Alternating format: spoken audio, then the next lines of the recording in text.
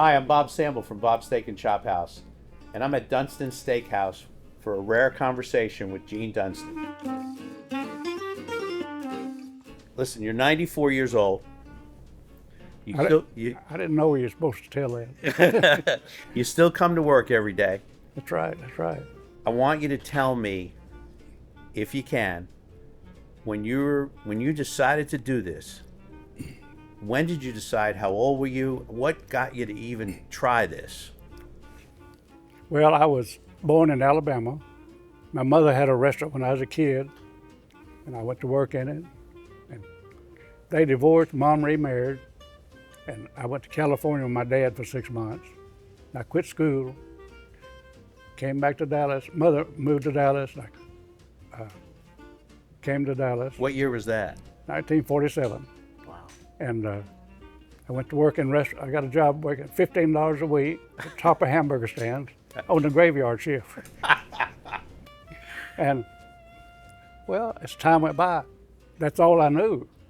So I said, I better make the best of this because I don't know anything else. Right. So. And so you opened Dunston Steakhouse in 1955. Right. And so you went from working for somebody to opening your own steakhouse. And I know how hard that painful was for me to finally open my own restaurant. Where'd you get the money? How'd you get it? What was the idea? How did that all happen? Well, I knew a guy had the jukebox and cigarette machine, and he loaned people money to go in business. Okay. C.E. Bradshaw. Right. And he loaned me the money to, I leased it to start with, $350 a month. It was called a wheel-in drive-in. Had car hops, curb service. And It was a dislocation, or was this no, it somewhere was else? at Harry Hines. At Harry At Hines. Harry Okay. Hines. That was in 1955. And I leased it, and then eventually I bought the building. And the guy that owned the land lived in New York. I was paying him $200 a month. And he and my wife, every time she'd mail him $200, she'd write a note about Dallas. You know, they became pen pals. Mm-hmm. And when he came to Dallas, we'd take him out to dinner. And when he died, he willed us the property. Wow. That's amazing. And then eventually, I didn't even have steaks on the menu. Finally, I added a New York strip, had one steak. And What'd you have on the menu before that? Just chicken and some other things? yeah, just short orders, chicken fried steak, and Oh, okay. the pot roast, stuff like that. Yeah. Yeah. And do you happen to recall, I know this is a tough question, what'd you charge for that steak when you first put it on the menu? I'm very curious It about was that one. $3.95. $3.95. Worth every penny, though, wasn't it? You got a baked potato and salad with it. Well, things have certainly changed. And we would the steaks. It wasn't prime steaks either, so Yeah. we put some mushroom gravy on it to give it flavor. Mm-hmm. I had a lot of truck drivers come in, Yeah. and he said, "I went to New York. They charged me $10 for a steak, and they didn't even put in gravy on it." Well, I'll tell you what, when you think about all those things that got you started, that motivated you, and here you are all these years later still talking about it. It's unbelievable to me. But you evolved Dunston Steakhouse. When did the salad bar come into play? When was it always mesquite wood? Tell me about that. No, that's two different stories. Okay. Okay, we'll start with mesquite wood.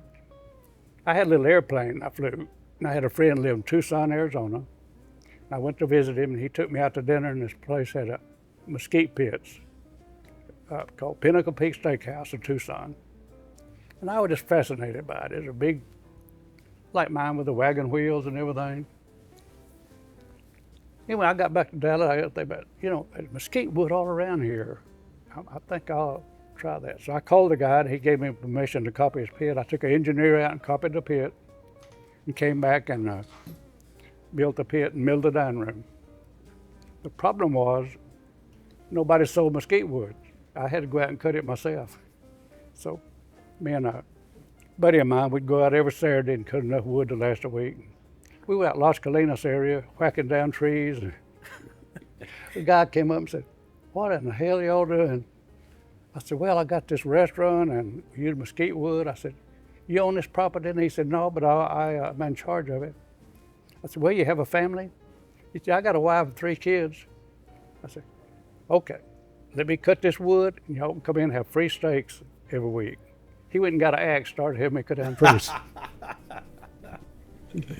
Okay, the salad bar.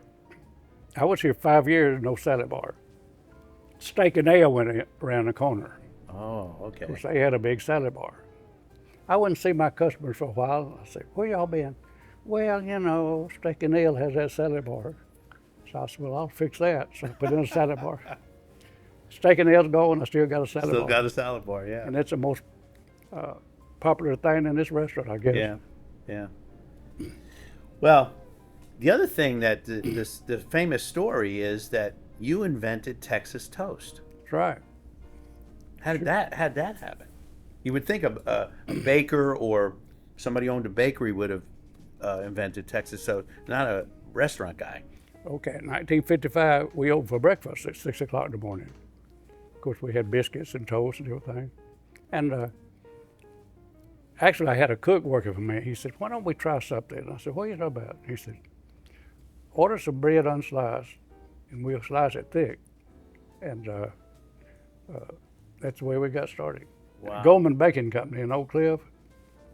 Mr. Goldman came out and said, "I've been in business 30 years, and you're the only one that ordered bread unsliced. I want to see what in the world you're doing with it."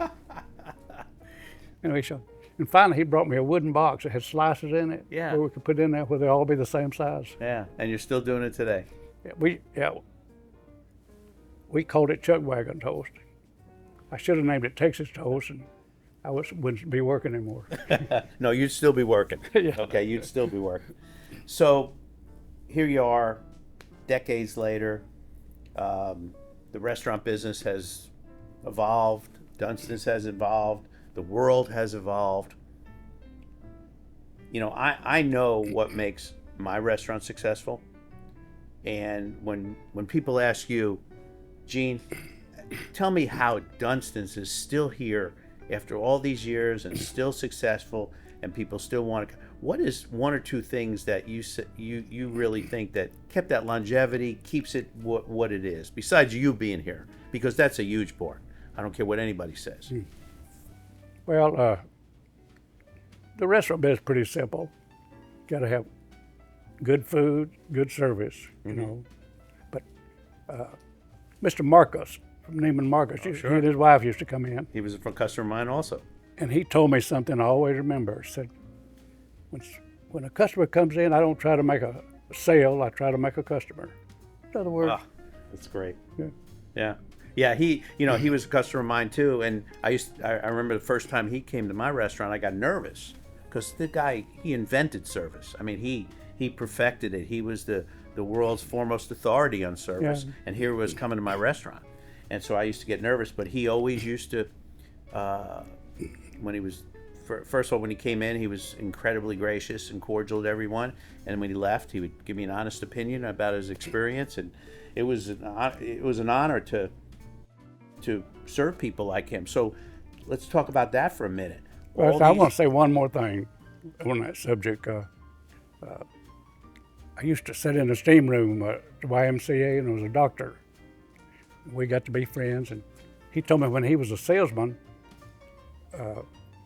they had a sales meeting, and the sales manager said, "You know, if you give somebody their money's worth, they're happy.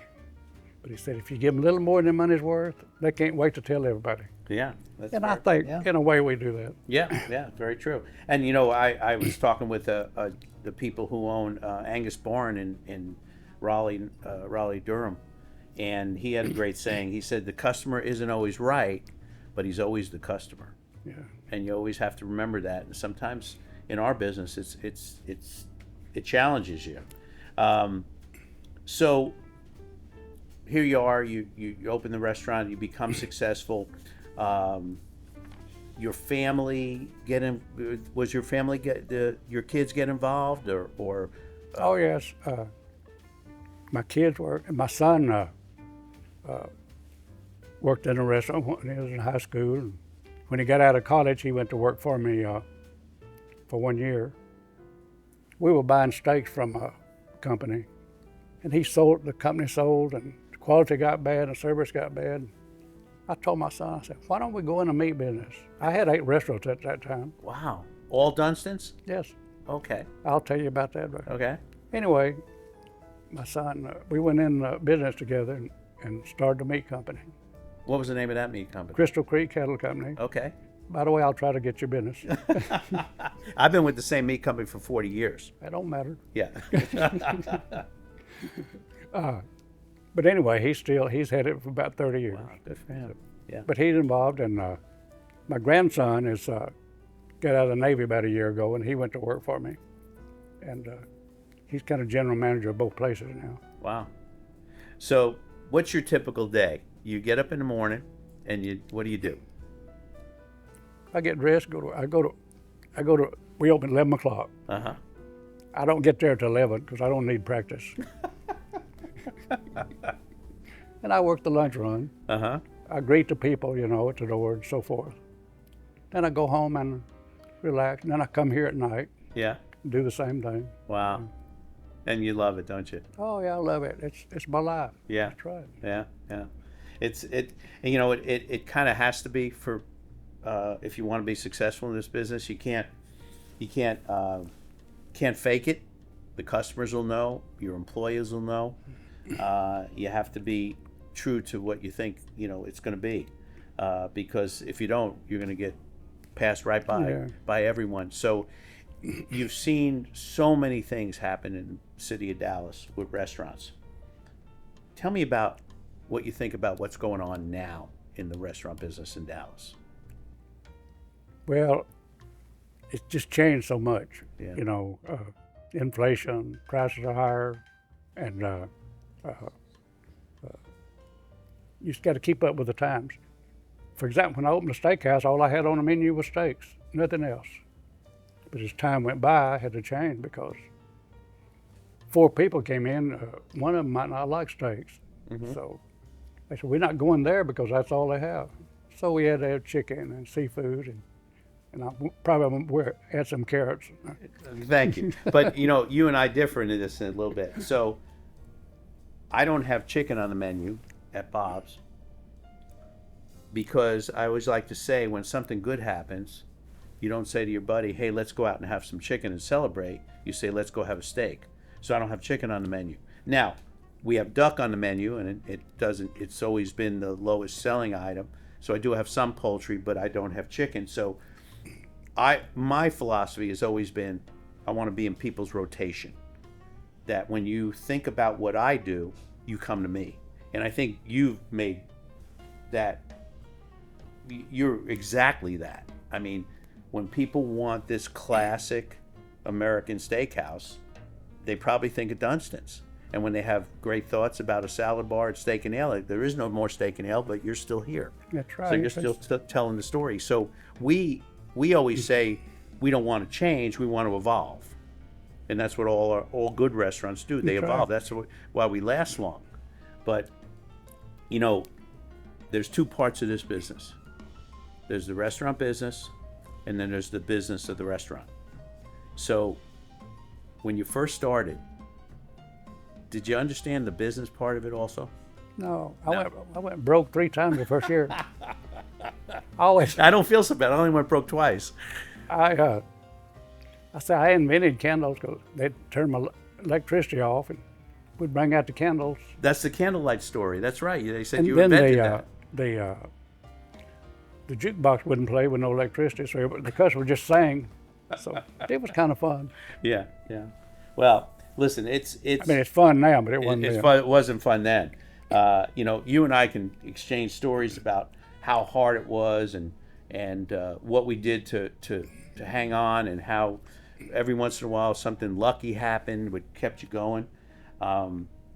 But when you think about lessons you've learned from this business, and I know what I think about, and that is that you can never stop. You have to keep coming here every night. You have to You can't stop saying goodbye to people and thank you and all these things.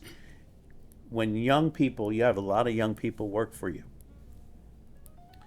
What do you think today is different from the young people that you used to see years ago?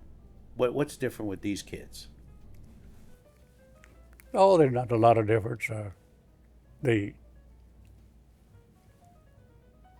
Mainly the young people, some of them don't want to work, No.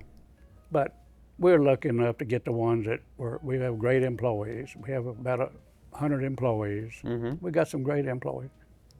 Employees are the main thing. They can make you or break you. Oh yeah. You know that. Oh boy. That's right. Yeah. But that hadn't really changed all that much. You just have to be choosy who you pick. Yeah. Yeah. You know, when you hire somebody, I know for me sometimes it's a little frustrating because I want to try to find people that believe the same things I believe, and I was given some great advice that good restaurants, good employees work in good restaurants, bad employees work in bad restaurants, because good employees appreciate you and what you've accomplished here and what you're doing every day. And bad employees, I don't want to go to that place. It makes you come in on time, makes me wear the right uniform. That guy's a jerk. Yeah, well, that's the person I want to scare away. So I think you obviously have done that here. So here we are on Lover's Lane. You've been here how many years in this location? 54 years. 54 years. Okay. Boy, it's brand new Opened in restaurant. 1969. 1969. So this restaurant has changed. You said this used to be a banquet room, and then you made it Converted into, we call it a speakeasy. right, and that's been much more well received than having it a banquet room. But I'll tell you a quick story about 1969 when I came. The shopping center was run down. It was 80% vacant. Uh-huh. There was nothing going on in this area, and I was losing money every month. I told my wife, I said, I'd been here a year losing money. I said, I think I'll sell that damn restaurant. So I put it on the market, and of course, don't ever try to sell a restaurant that's losing money. But anyway, a customer came in and said, I know a guy in Little Rock, Arkansas that wants to buy a restaurant in Dallas. He's in the restaurant business in Little Rock. I flew over to Little Rock and met him, and he had all you could eat chicken and fish. He had a big business. And he said, okay, I'm gonna come see you in 2 or 3 weeks. And he never did show up. 2 months went by, but I got an idea. I started putting in all you could eat steak and all you could eat catfish. Run ads in the morning news, and boy, business picked up, started going. I finally took it off the market because I started making money. And it was all you could eat.